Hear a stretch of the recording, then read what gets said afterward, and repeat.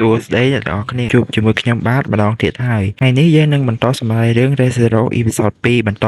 ដែលសាច់រឿងដើមឡើងបន្ទាប់ពីការស្លាប់របស់ Subaru ក្នុង Episode មុនគាត់បានដឹងខ្លួនវិញនៅកន្លែងពូដែលលក់ផ្លែឈើដូចចប់បោកហើយ Subaru បានជួប Satella ម្ដងទៀតតែពេលដែល Subaru ហៅនាងថា Satella នាងក៏ខឹងយ៉ាងខ្លាំងពីព្រោះ Satella ជាឈ្មោះរបស់មេធ្នប់ Witch of Envy កន្លែងនេះខ្ញុំសូមបើកវងកញ្ចក់បន្តិចអ្នកទាំងអស់គ្នាវាតកតងជាមួយនឹង Episode មុនដែល Satella បានប្រាប់ឈ្មោះទៅ Subaru គឺជាឈ្មោះคล้ายៗនោះទេនាងមិនមែនមានឈ្មោះថា Satella នោះទេ Satella គឺគ្រាន់តែជាឈ្មោះរបស់មេធ្នប់ដែលនៅក្នុងពិភពលោកនេះនរណាក៏គេស្គាល់ដែរ Satella គឺជាមេធ្នប់ដ៏កំណាចដែលមនុស្សគ្រប់រូបខ្លាចរអានិងមនុស្សគ្រប់រូបស្អប់ខ្ពើមផងដែរដែលនាងប្រាប់ឈ្មោះទៅ Subaru បែបនេះគឺនាងចង់ពិសោធន៍ចិត្ត Subaru ថាគេខ្លាចនាងឬទេពីព្រោះ Subaru គឺជាមនុស្សចម្លែកអូខេចាប់ពីនេះទៅខ្ញុំលែងហៅឈ្មោះតួឯកស្រីថា Satella ទៀតហើយពីព្រោះខ្លាចអ្នកទាំងអស់គ្នាច្រឡំបន្ទាប់ពីការទាស់សម្ដីគ្នារវាង Subaru និងតួឯកស្រីរបស់យើងនាងក៏ដើរចេញពី Subaru ហើយបន្ទាប់មក Vel ក៏បានរត់ចូលទៅឆក់របស់ចេញពីហៅប៉ៅរបស់តួឯកស្រីរបស់យើង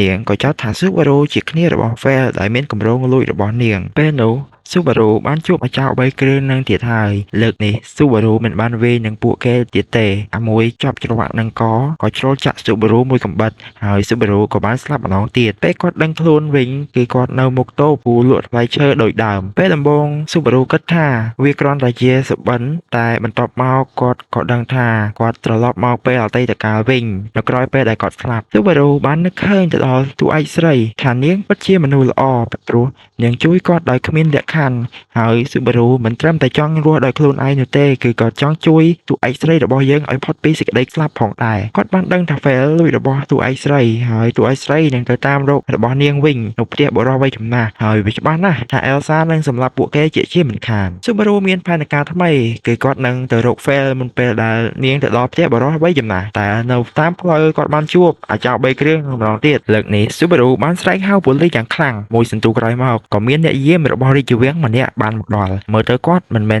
ធម្មតាទេអាចោរទាំង3គាត់ថាជា Reinhardt ដែលជាអ្នកប្រើប្រាស់ដាវដោយជំនាញរបស់រាជវាំង3គ្រឿងនឹងឃើញដូច្នេះក៏រត់អស់ទៅ Subaru អរគុណ Reinhardt ក្នុងការដែលជួយសង្គ្រោះគាត់តែ Reinhardt គឺជាអភិជនម្នាក់ដែលជាមនុស្សដាក់ខ្លួនមែនទែននៅតាមផ្លូវមករក Vel Subaru បានមកជួបគ្នាជាមួយ Elsa Subaru គេមានអារម្មណ៍ភ័យនិងខឹងខ្លាំងតែ Elsa មិនបានធ្វើអ្វីគេនោះទេ Subaru បានទៅលបមកក្នុងខ្ទមមួយតែពេលនោះ Vel បានមកដល់ហើយនាងចោទថា Subaru មានបំណងលួចរបស់នៅទីនោះ Vel បានបើកការវាយប្រហារទៅលើ Subaru ប៉ុន្តែមិនបានបង្កជារបួសដល់ Subaru នោះទេផែនការដែល Subaru ថានឹងទិញវត្ថុ insignia ពី Vel មុនពេលដែលនាងទៅដល់ផ្ទះបុរសវ័យចំណាស់វាបានបរាជ័យទាំងស្រុងពីព្រោះ Vel គេមិនជឿថាទូរស័ព្ទរបស់ Subaru នឹងមានតម្លៃលើសពី20 Holy Coin នោះទេហើយ Vel នៅតែទៅផ្ទះរបស់បុរសវ័យចំណាស់ដដែលពេលនោះបុរសវ័យចំណាស់ឲ្យតម្លៃទូរស័ព្ទរបស់ Subaru លើសពី20 Holy Coin ដដែលតែ Vel នៅតែមិនព្រមព្រោះនាងមើលទៅវត្ថុ insignia នេះមានតម្លៃ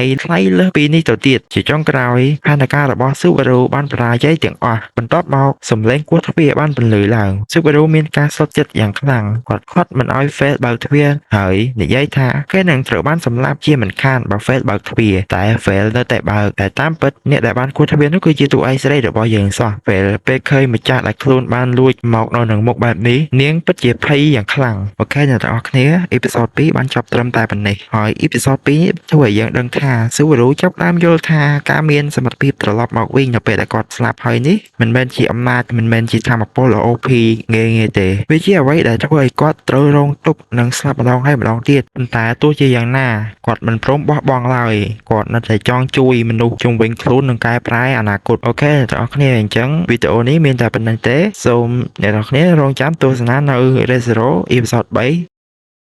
នៅពេលក្រោយបាយបាយ